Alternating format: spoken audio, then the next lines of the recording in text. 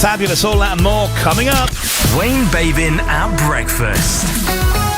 BBC Radio Suffolk. But the story that everybody's talking about today, it's on all the front pages pretty much of the newspapers this morning. It's everywhere on social media, every media outlet in the world talking about this. Prince Andrew is to lose his prince title and leave his Windsor mansion Royal Lodge. It follows continuing controversy over his links to the late convicted sex offender Jeffrey Epstein and claims he had sex with Virginia Giuffre when she was a teenager, allegations he still strongly denies. In a statement, Buckingham Palace says the King's brother will now be known as Andrew Mountbatten Windsor. Virginia's brother, Sky Roberts, says it's a bittersweet moment which vindicated her campaign on behalf of all the survivors of Jeffrey Epstein. It was about holding anybody that's been implicated to account, and I think the King is setting a precedent for the rest of the world leaders out there to actually come forward and say, you know what, even if it is my brother, I'm going to hold him to account. You know, survivors are front of mind, and we have to continue to keep that front of mind. But it's not enough. It's not enough. We have to have some sort of investigation that goes further into this. Let's chat now to Ben Lord, a royal commentator from Ixworth. Morning, Ben. Good morning, Wayne. This really is history in the making. What do you make of King Charles's decision to formally strip Prince Andrew of all his titles? Well, it is a completely unprecedented step. The title prince that Andrew had was a birthright because he was the child of a monarch who was on the throne at the time of his birth.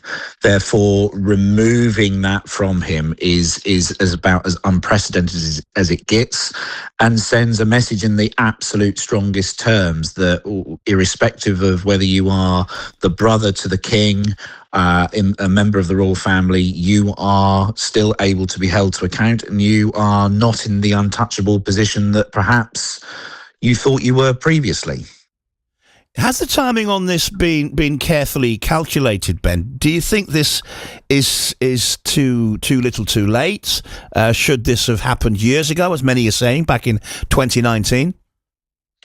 Well, I mean, this whole saga first began, I think it was about 2014, when reports were emerging that Andrew was linked to the ghastly goings-on of the Epstein and Ghislaine Maxwell ring. And so it's obviously taken a great deal of time for detail to emerge. And the more that has emerged, particularly in the last couple of months, the more that it's become inevitable that something needed to happen, because this issue wasn't going away. It was only deepening the scandal and the crisis further. So I think that there's been an awful lot of behind the scenes conversations, not just as a family, but as the workings of the monarchy, to bring into order as much as possibly can be the reputation that has been quite obviously tarnished and besmirched through Andrew's associations and activities. This isn't over. As we know, there is a Met Police investigation into this. For Andrew now, does this start, a move of form of a quiet exile for him? Some might say, he's at the moment, he is getting off a little bit lightly. He's going to be put up in a cottage on the Sandringham estate, funded by his brother, which is the king. Could more be done? Well, I mean, short of some kind of evidence coming forward that proves that criminally he's done wrong, the life that Prince Andrew has held for his entire life is over. He will never be seen in public again. Exile is probably the right word for it. Probably house arrest in another word could be used as well, because we're just not going to see him. He just now has such the wrong brand image and attachment to wrongdoing that he's been as ostracized as he can be, and is simply now a line on the family tree that genetically makes him connected to the royal family, and that's it.